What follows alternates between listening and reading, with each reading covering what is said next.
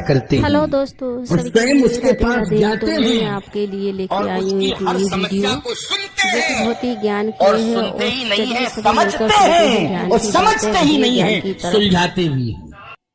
ये कार्य कौन करते हैं? हनुमान जी करते हैं।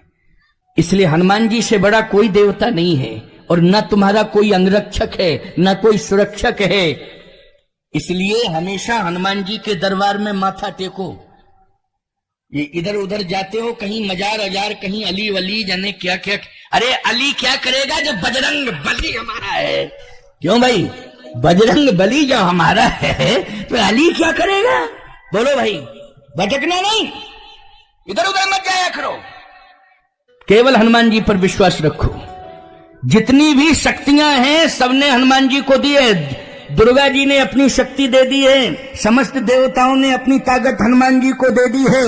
और सुनो भैया, भगवान राम ने तो अपना जीवन ही हनुमान जी को दे दिया है। बोलो, दे दिया है कि नहीं दे दिया है? बंदो पवन कुमार खलवन पावक ज्ञान घन, जास हृदय आगार बसई राम सर चाप धर। सभी ने अपनी अपनी शक्तियां हनुमान जी को दी हैं। जिसके पास जो था मांगा, हनुमान जी ने किसी से नहीं मांगा, नहीं, लेकिन देते सब चले गए। लो लो लो लो लो। हनुमान जी ने कहा कि आप सब मुझे क्यों दे रहे हो? कहे तुम्ही को सब संभालना है। संभालना किसको है? तुम्ही को संभाल। जितने देवी देवता मंदिरों में बैठे हैं निश्चिंत होकर के बैठे हैं। जितने भी देवी देवता बैठे हैं मंदिरों में ना, वो निश्चिंत होकर के बैठे हैं। क्यों? क्योंकि सबसे बड़ा पहरेदार अगर है तो वो हनुमान है। हनुमान पहरेदारी कर रहा है तो चिंता करने की कोई जरूरत नहीं है। इसलिए बजरंग बली से बड़ा देवता कोई नहीं है। संपूर्ण देवताओं को विश्वास और भरोसा है बजरंग बली पर। बोलिए बजरंग बली की। आज विभीषण जी कहते हैं कि बस मुझे विश्वास हो गया। क्या? कि मैं भजन कर रहा था, कष्ट सह रहा था। और जानते हो कैसा कष्ट सहा मैंने? सुनहूं पवन सुत रहन हमारी, और जिम दसनन मह जीव विचारी। जैसे 32 दांतों के बीच में जीव रहती है, कैसे रहती है, कितना कष्ट सहती है, ये जीव से ही पूछो। ऐसे ही राक्षसों के बीच में हम जीव की तरह रहे, ही विचार पूर्वक रहे हैं। बस यही सोचते रहे कि एक दिन मुझे स्वतंत्रता जरूर मिलेगी, मिलेगी स्वतंत्रता। अच्छा एक बात बताओ, जीव जब आती है तो स्वतंत्र होके आती है। तुम जब पैदा होते हो तो साथ में जीव आती है कि नहीं आती है? अच्छा बोलो, एक दांत रहते हैं उस समय, स्वतंत्र होके आती है कि नहीं आती है जीव? जल्दी बोलो, एक भी दांत नहीं। धीरे धीरे धीरे धीरे ये दांत जो है आने लगते हैं। बोलो, आने लगते हैं कि नहीं आने लगते हैं? और ये दांत इतने बड़े हो जाते हैं फिर जीव को मुश्किल पड़ जाता है रहना। जरा सी असावधानी हुई हो, जरा सी असावधानी हुई, बेचारी जाने कितने बार लुकती छिपती रहती है अंदर। बोलो भाई। इसलिए हे हनुमान जी, मैं जीव बनकर के रहा हूं राक्षसों के बीच में। ये सभी जो है दांत हैं, ये काटने वाले दांत हैं। हनुमान जी ने कहा, चिंता मत करो, जीव का ही साम्राज्य आने वाला है। कैसे? बोले, दांत जब परेशान करें तो डॉक्टर के पास जाओ, और जीवई तो बोलती है डॉक्टर से कि डॉक्टर साहब ये दांत बहुत परेशान कर रहा है। डॉक्टर कहता है इधर आओ, और जीव ने कहा और डॉक्टर ने तुरंत निकाल के बाहर कर दिया। बोलो, कर दिया कि नहीं कर दिया?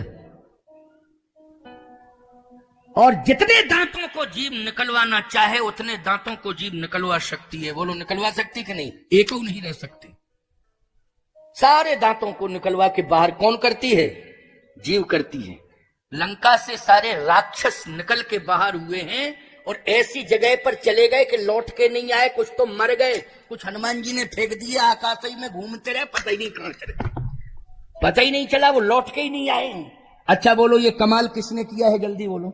विभीषण ने किया है ये कमाल। किया कि नहीं? विभीषण क्या है? जीव है। एक एक दांत साफ कर दिया साहब। अच्छा, वो जब दांतों को साफ कर देता है डॉक्टर, तो बोलो जीभ का पूरा एक छत्र राज्य हो जाता है कि नहीं हो जाता? पूरी घूमती रहती है। अब बुढ़ापे में देखो, नकली दांत लगवा लेते हो अलग बात है, लेकिन सही बताओ ईमानदारी से, वो दांतों को जब चाहो तब निकाल के बाहर रख दो और जीभ पूरी स्वतंत्र मन से घूमती है। सावधान के माध्यम से मिलेंगे। जो रघुवीर अनुग्रह कीन्हा, तो तुम मोहि दरस हठ दीना। प्रभु ने कृपा कर दी है, अब मुझे विश्वास है राम मिलेंगे। कि सीता माता कहां मिली? अभी तक नहीं मिली, तो कमी ही है ये। पिताजी से मिला दे, दोनों की कमी पूरी हो जाएगी। क्यों भाई? लेकिन आप मुझे माता जी से मिला दो, बिना आपके प्रयास के माता जी मुझे मिलने वाली कठिनाई क्या है? सारी कठिनाइयां दूर हो जाएंगी। पता बताओ। विभीषण जी ने कहा बात यह है, पता तो सामान्य पता है, सामने अशोक वाटिका है, उसी में रहती है, वो कोई बड़ी बात थोड़ी है, सामने ही तो अशोक वाटिका है, बस वहीं बैठी है, एक वृक्ष के नीचे बैठी, यही पता है। राक्षसियां प्रवेश कर सकती हैं, इसलिए मैंने अपनी बेटी त्रिजटा को सीता जी की सेवा में लगाया है कि हे बेटी जा, तू जानकी मैया की सेवा करना, उनको किसी प्रकार का कष्ट ना हो। तो मेरी जो पुत्री है त्रिजटा, त्रिजटा नाम राक्षसी एका, रामचरण रति निपुण विवेका, उसको मैंने सेवा में लगाया है, वो सेवा कर रही है। जाता है, उसने बनाया संविधान, लेकिन वो नहीं मानता है, वो तो राजा है, वो जाता, बाकी महिलाएं ही राक्षसियां। हनुमान जी ने कहा इसका मतलब है कि संविधान बनाने वाला स्वयं संविधान का पालन नहीं कर रहा है। बोलो भाई, ये सबसे खतरनाक बात है कि नहीं? दूसरों पर विधान संविधान लागू करता है और अपने आप में उस पर चलता नहीं है, उसको मानता नहीं है। हनुमान जी ने कहा यही मनमुखीपन है। और सुनो विभीषण जी महाराज, मैं जाऊंगा, निश्चित रूप से जाऊंगा। वो ये है क्या? राक्षसियों का प्रवेश है, राक्षसों का नहीं है, मनुष्यों का नहीं है प्रवेश, लेकिन बंदरों का है कि नहीं, ये बताओ। विभीषण जी बोले बंदर को तो कोई रोक ही नहीं सकता है। हनुमान जी महाराज उसी समय बानराणाम धीशम रघुपति प्रिय भक्तम बात जातम नमामि, बानराकार शरीर में प्रकट हो गए। विभीषण जी ने कहा ये आपका स्वरूप है? हनुमान जी बोले यही तो है। बंदर के लिए कोई रोक टोक? विभीषण जी बोले बंदर के लिए कोई रोक टोक नहीं। उसको क्यों भाई? कोई भी जानवर आ जाए, कुत्ता बिल्ली या कोई हिंसक मारने वाला भी जानवर आ जाए, तो बोलो 10-20 लोग मिलकर के लाठियों से मार मार के भगा दोगे उसको कि नहीं भगा दोगे? जल्दी बोलो। लेकिन बंदर आ जाए तो भागो। हम ही भागेंगे, तुम क्या भागोगे? हम ही भागेंगे। बंदरों की बड़ी खतरनाक स्थिति है, याद रखना। हम साधुओं की लंगोटियां सुरक्षित नहीं है चित्रकूट में बंदरों के कारण। बाहर डाल दो, लंगोटियों का पता ही नहीं चलता है कहां लगे, फाड़ फूड़ के निपटा देते हैं। हनुमान जी ने कहा कि मेरा ये स्वरूप है, इसलिए अब मुझे कौन रोकेगा? विभीषण जी ने कहा रुको। क्या? ये बानर का भेष मां जानकी के लिए बहुत बड़ी मुसीबत है। बोलो है कि नहीं? जानकी मैया के लिए सबसे बड़ी मुसीबत है। हनुमान जी ने कहा वो कैसे? विभीषण जी ने कहा मैंने सुना है। क्या सुना है? जानकी मैया ने पहली बार बंदर का फोटो देखा था जब मिथिला से आई थी अयोध्या, तो पहली बार राजमहल में बंदर का फोटो। बंदर नहीं थे अयोध्या में, ये बंदर तो लंका से ही गए। ये बानर जितने मिले थे वन में भगवान राम को युद्ध के बाद, ये सभी बानर कहां गए? लंका युद्ध जीतने के बाद ये कहां गए? सब अयोध्या गए, पुष्पक विमान में बैठ के। लेकिन इसके पहले अयोध्या में कोई बंदर नहीं था, केवल एक बंदर का फोटो था। तो उस समय सीता जी को रोका गया। सिय बन बसही, सिय बन बसही तात कहीं भांति, और चित्र लिखित कपि देख डराती। बंदर का फोटो देखा तो बेहोश हो गई। अरे फोटो देख करके, चित्र देख करके बेहोश हो गई थी जानकी जी। और आप तो चित्र नहीं विचित्र हो, आप तो विचित्र बानर हो। आप जाओगे क्या कंडीशन होगी? हनुमान जी ने कहा यह तो समस्या है, अब क्या होना चाहिए? विभीषण जी ने कहा कि मेरी बात मानो। हाँ जरूर मानूंगा, जो मैं कहूं उसके अनुसार ही चलना, वैसे ही मानना। हाँ वैसे ही मानूंगा। युक्ति विभीषण सकल सुनाई, युक्ति क्या बताई?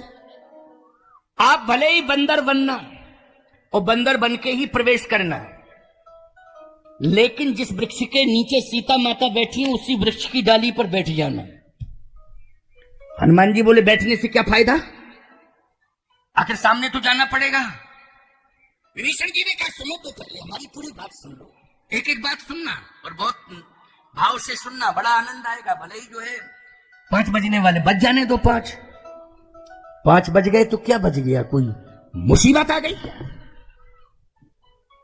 अच्छा बोलो मौसम कैसा है, जल्दी बोलो। साफ है, कोई खतरा तो नहीं है?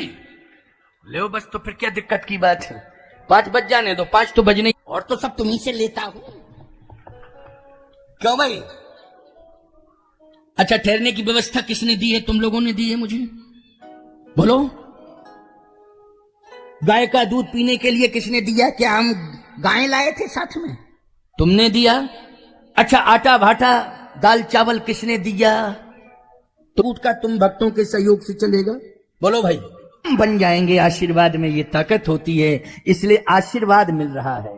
और ये आशीर्वाद रोज नहीं मिलेगा, जब मैं आऊंगा तब मिलेगा, लेकिन जहां मैं रहूंगा वहीं से रोज आशीर्वाद देता रहूंगा। भले ही मैं यहां आकर के न दे पाऊं, जहां रहूंगा वहीं से आशीर्वाद दूंगा। आशीर्वाद की पूंजी तुम्हारे साथ रहेगी, इसका अनुभव कर लेना। तुम लोग अनुभव करना इस बात का, क्योंकि भगवान कामता नाथ जी ऐसे देवता हैं कि जिनकी जरूरत राम जी को भी पड़ी। बोलो पड़ी कि नहीं पड़ी?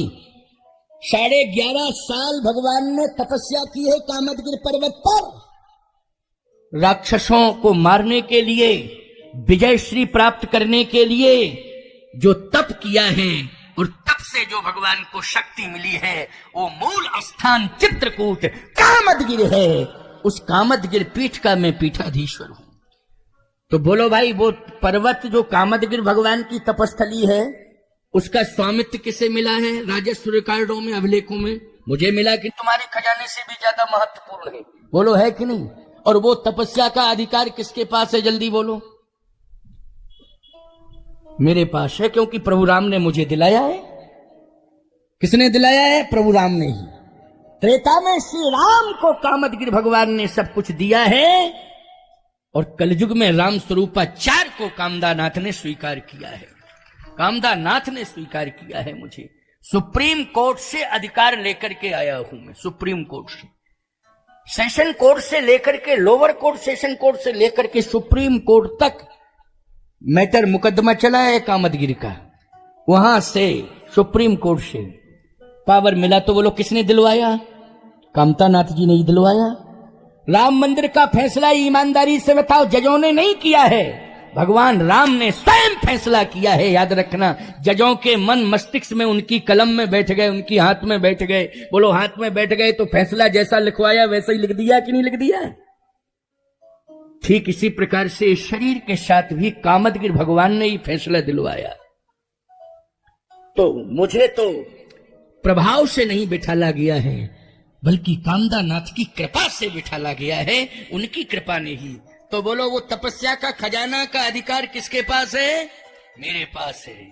और मैं बिल्कुल मुक्त कंठ से इस बात को कह रहा हूं, भगवान राम की कामदगिरि की तपस्या तुम्हारे घर घर में बरसेगी प्यारे, आनंद ही आनंद रहेगा।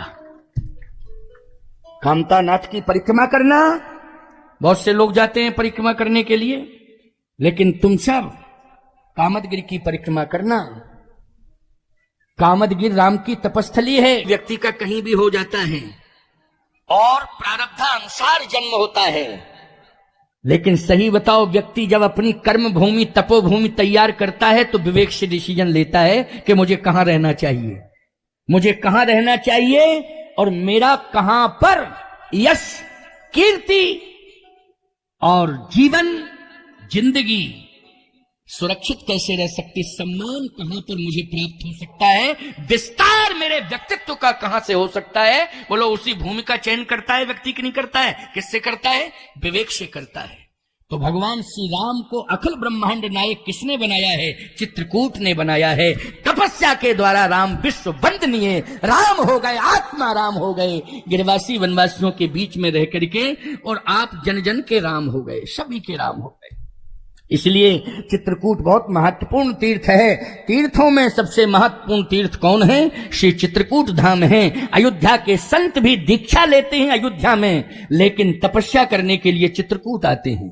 उनके गुरुदेव कहते हैं, महात्मा बन गए हो, चित्रकूट में वास करो, परिक्रमा करो कामतानाथ जी की, मंदाकिनी में स्नान करो, और तुम्हें हम 1 साल का संकल्प दिलाते हैं, 1 साल बाद लौट के आना। तो जो संत बन जाते हैं अयोध्या में, वो तपस्या करने कहां आते हैं? चित्रकूट आते हैं, और फिर वो 1 वर्ष तक राम नाम अखंड जप करते हैं चित्रकूट में, तब वापस अयोध्या जाते हैं। तो बोलो, आज भी अयोध्या के संतों की मान्यता है। तो ऐसे तीर्थ से जब कामदानाथ भगवान ने मुझे तुम्हारे यहां तक भेज दिया है, तो निश्चित रूप से हम कामतानाथ जी के खजाने से जो कृपा लाया हूं, उसको बांटने में कोई कोताही नहीं करूंगा। भरपूर कृपा कामतानाथ की तुम सबके ऊपर, जितने भी, ऐसा मत सोचना सामने ही सामने देख रहे हैं महाराज, इधर तो देख ही नहीं रहे, हम सबको देख रहे हैं, हमारी नजर सबके ऊपर पड़ रही है। इसलिए आओ, एक युक्ति क्या बताई कि वृक्ष की डाली पर बैठना। तो बैठने से क्या होता है? विभीषण जी ने कहा कि मैंने अनुभव किया है, आपकी वाणी में जादू है। विभीषण जी कह रहे हैं, मैंने अनुभव किया है, आपकी वाणी में जादू है। आप जैसा जादू तो किसी की वाणी में है ही नहीं। महर्षि वाल्मीकि जी ने लिखा है, वक्तृत्व कला विशारद, हनुमान जी जैसा बोलने हैं वो राम नहीं मिल गए। आपके हृदय में जो राम बैठे हैं, उनका दर्शन तो मुझे हो ही गया है, उनका दर्शन तो मुझे हो ही गया है। बोलो, हनुमान के हृदय में जो राम बैठे थे, वो लंका गए कि नहीं गए? जल्दी बोलो। यही कही ना सबल कहूं माथा, और चले हरस ही धर रघु नाथा। तो विभीषण जी ने कहा, राम भी मिल गए, बस अंतर इतना है कि हनुमान के हृदय में रहने वाले राम का दर्शन मुझे हो गया है, लेकिन आपकी वाणी में बहुत जादू है। आप एक काम करना, जिस तरह से मुझे आपने कथा सुनाई, तब हनुमंत कही सब राम कथा निज नाम, जैसे आपने मुझे कथा सुनाई है और कथा सुनकर के मेरा दुख दूर हो गया है, वैसे ही पेड़ पर बैठ के, वृक्ष की डाली पर बैठ करके कथा सुनाना। आज्ञा प्रभावित हुआ, वो तो जाग ही रही है, सोई नहीं रही। जब से लंका में आई है तब से सोई नहीं है, वो तो जाग ही रही है। इसलिए जाग रही हैं, तो मेरे मन में उत्कंठा आई कि मैं देखूं तो कौन है कथा सुनाने वाला, राम का नाम लेने वाला और राम की कथा सुनाने वाला कौन है। मेरे मन में उत्कंठा आई तो मैं निकल के बाहर आ गया। ऐसे ही आपकी कथा सुनकर के सीता माता के मन में उत्कंठा होगी, तो मुझे, मेरा मन नहीं माना, मैं देखूंगा, दर्शन करूंगा। सीता माता का भी मन नहीं मानेगा, वो तुरंत कहेंगी, सुंदर कथा कहने वाला कहाँ है? सुनाने वाला तो बंदर है, कहो तो सामने आऊं, नहीं तो कथा ही सुनो। अगर सीता माता संतुष्ट हो जाएं और वो कहने लगे कि नहीं सामने आ जाओ, तो स्पष्ट तो बता दिया है कि मैं बंदर हूं। अगर वो कहें कि सामने आ जाओ, सामने आकर के कथा सुनाओ, तो सामने आके कथा सुनाना। लेकिन बताएं, तुम सबकी घड़ियों में कितना बजा है? सबने कहा है 5 बजा। हाँ, तो इसका मतलब है हमारी तुम्हारी घड़ी मिलती जुलती है, कोई दिक्कत की बात नहीं। और एक घड़ी आधी घड़ी यादों में पुनियाद, तुलसी संगत साधु की हरे कोट अपराध। याद रखना, ये सत्संग की घड़ी, इससे बड़ी घड़ी तो दुनिया में कोई दूसरी है ही नहीं, और जिंदगी में इससे बड़ी सुंदर घड़ी कोई होती ही नहीं है, सत्संग से बड़ी घड़ी। आओ, अंतिम 10 मिनट की बात सुन लो, इसके बाद मैं आरती कराऊंगा। आरती के बाद फिर यहां से जाना है ना, आरती के बाद जाना, 10-5 मिनट में आरती हो जाएगी। डाली पर बैठ गए, कहां? अशोक वृक्ष की डाली पर। जैसे हनुमान जी डाली पर बैठे, तरु पल्लव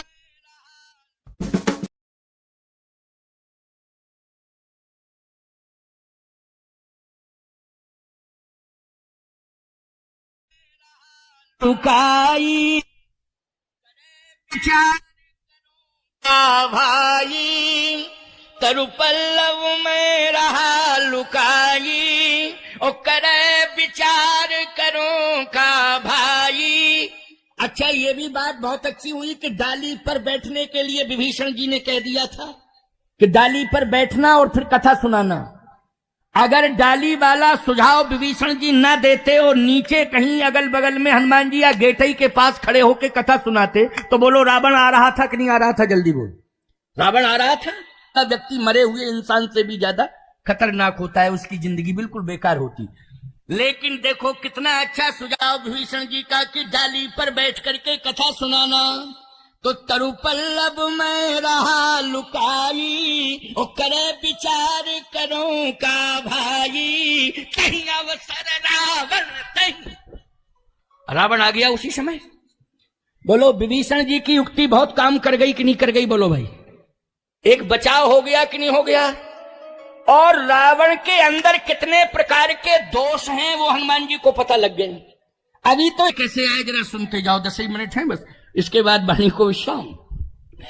तरु पल्लव में रहा लुकाई, ओ करे विचार करो का भाई, और तहीं अवसर रावण तहीं आवा, संग नारी बहु किए बनावा, बहु विधि खल सीते समझावा, साम दाम भय भेद दिखावा। साम दाम भय भेद, साम दाम दंड और भेद, बोलो ये चारों नीतियां हैं कि नहीं? इन चारों नीतियों का रावण ने दुरुपयोग किया। और याद रखना, अगर आपके पास बहुत बड़ा प्रभाव है और भगवान ने आपको प्रभाव दिया है, प्रभावशाली बनाया है, तो निश्चित रूप से साम दाम दंड भेद 4 प्रकार की नीतियां दी हैं। लेकिन सुधर जाओ, संभल जाओ, इन नीतियों का दुरुपयोग मत करना, प्रभाव का दुरुपयोग मत करना, हमेशा सदुपयोग करना। जीवन में करूंगा, बहुत महत्वपूर्ण बात है। साम नीति, रावण कहता है कही रावण साम नीति। इस चौपाई में कौन सी नीति है? साम नीति है। कही रावण सुन सुमुखी सयानी, मंदोदरी आदि सवरानी। रावण कहता है हे सुंदर मुख वाली सीता, एक बार तुम मेरी ओर देखो तो मैं लंका की महारानी बना दूंगा तुम्हें, और मंदोदरी को नौकरानी बना दूंगा। अच्छा बोलो भाई, अगर कोई पुरुष पर नारी के सौंदर्य की प्रशंसा कर रहा है तो ईमानदारी के साथ बताओ, ये नारी का सम्मान है कि अपमान है? ये नारी का अपमान है। यदि कोई पुरुष पर नारी के सौंदर्य की प्रशंसा कर रहा है तो ये उसका अपमान है, उसके ही मुंह पर कर रहा है, अपमान है। उसके सौंदर्य की प्रशंसा पति करे। बोलो कौन करे? जल्दी बोलो। पति करे। अच्छा बोलो, श्रृंगार भी ये करती हैं तो समाज को रिझाने के लिए करती हैं कि पति को रिझाने के लिए करती हैं? जल्दी बोलो। भारतीय नारी का श्रृंगार होता है भूषण सकल स्वदेश सुहाए, अंग अंग रच सखन बनाए। श्रृंगार करना चाहिए, लेकिन पति की उपस्थिति में श्रृंगार करना चाहिए। सीता जी ने 14 महीना कोई श्रृंगार नहीं किया है। क्यों? भगवान राम से दूर हैं। उस समय श्रृंगार कहां होगा? किसके लिए श्रृंगार होगा? और प्रमाण यह है किस तन शीस जटा एक बैनी, जपत हृदय रघुपति गुण सेनी। पूरे केस उलझ गए और जटा बन गई एक। श्री जानकी मैया के सुंदर केशों का वर्णन मिथिला में आता है, लेकिन लंका में देखें आप, जानकी जी के केस जो है एक जटा में बदल गए। तो जटा में कब बदलते हैं? जब तेल कंघी का प्रयोग नहीं किया जाता है। तो बोलो भाई, ये केस उलझ जाते हैं कि नहीं? और जटा बन जाती है कि नहीं? 14 महीने तक श्री किशोरी जी ने केसों को भी नहीं संभाला है। क्यों? श्रृंगार किसके लिए किया जाए? श्रृंगार तो पति को प्रसन्न करने के लिए किया जाता है ना। लेकिन रावण क्या कह रहा है? देख रहा है कि जटा बन गई है, केस भी खुले नहीं हैं, केस भी घुंघराले नहीं हैं, केस भी उलझे हुए हैं, उलझे केस हैं। इसका मतलब है उलझन है। क्यों भाई? केस उलझे हैं तो इसका मतलब क्या है? उलझन है। और किसी नारी के जीवन में अगर उलझन हो तो आप उसके सौंदर्य की प्रशंसा करेंगे कि उसकी परिस्थिति पर विचार करेंगे? जल्दी बोलो। उसकी परिस्थिति पर विचार करेंगे, उसके सौंदर्य की प्रशंसा नहीं करेंगे। और परेशानी में अगर कोई नारी है और कोई पर पुरुष यदि प्रशंसा कर रहा है तो इसका मतलब यही है कि छलावा हो रहा है। क्या हो रहा है? जल्दी बोलो। छलावा। और प्रशंसा कर रहा है, हे सुंदर मुख वाली सीता। सीता जी दुबली हैं, पतली हैं, आंखों से आंसू निकल रहे हैं, जटा बन गई है, केसों रो रही है। लेकिन रावण कहता, कही रावण सुनी अरे सुमुख सयानी, ओ मंदोदरी आदि सवरानी, तब अनुचरी करहु पन मोरा, एक बार बिलोक ममोरा। हे सुंदर मुख वाली सीता, एक बार मेरी ओर देखो, मैं लंका की महारानी बना दूंगा, और जो लंका की महारानी मंदोदरी है उसे नौकरानी बना दूंगा तुम्हारी। बोलो, ये अपमान है कि सम्मान है? तो मन में ये आया कि इसी पेड़ से छलांग लगा दूं डाली से और इसकी खोपड़ी पर कूद जाऊं। ब्रह्मा जी बोले, संविधान चौपट हो जाएगा। हमारे संविधान में लिखा है कि रावण की मौत राम के हाथों से है। और हनुमान, अगर तुम कहीं कूद गए रावण के सिर पर तो निश्चित रूप से कि रावण प्रभावित हो जाएगा। हनुमान जी बोले, इसके तो 10 सिर हैं, एक ही तो प्रभावित होगा सर। ब्रह्मा जी बोले, कनेक्शन तो एक ही साथ 10 में है। क्यों भाई? कनेक्शन, मैन पावर, जितने बल्ब, रॉड, प्रकाश के साधन है वो लोग सब फ्यूज हो जाएंगे या फेल हो जाएंगे कि नहीं हो जाएंगे? प्रकाश ही। तो ब्रह्मा जी बोले, मैन सिर से ही सारे सिरों के नहीं पड़ रही है, इसलिए हमारी प्रार्थना को सुनना, बुढ़ापे में इज्जत खराब ना हो। हनुमान जी बोले, नहीं नहीं नहीं, बूढ़ों की इज्जत हम रखते हैं, ऐसी कोई बात नहीं, बूढ़ों की इज्जत रखते हैं, नहीं ऐसा नहीं करेंगे। अब रावण कहता है कि मंदोदरी नौकरानी रहेगी और तुम महारानी रहोगी। सीता माता को क्रोध आ गया। ये शब्द बर्दाश्त कैसे कर सकती है मां जानकी कि सोने की लंका की महारानी बनाऊंगा और मंदोदरी को नौकरानी? अच्छा, पत्नी को कैसा लगेगा कि पत्नी को नौकरानी कोई बना रहा हो? है पत्नी को नौकरानी बना रहा हो और किसी नारी, किसी पति की पत्नी को महारानी बना रहा हो तो पत्नी पे क्या बीतेगी? ईमानदारी के साथ बताओ। मंदोदरी कांपने लगी। मंदोदरी ने कहा है, अब क्या होने वाला है, अब क्या होगा? मैं नौकरानी बनने वाली हूं, थोड़ी ही देर में मैं नौकरानी बन जाऊंगी।